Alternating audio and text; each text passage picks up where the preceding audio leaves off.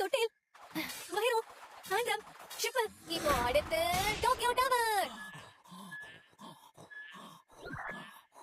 இவன் தூங்கிட்டே இருக்கானே, எப்படியோ இவனால தான் நம்ம குறைச்சோம்.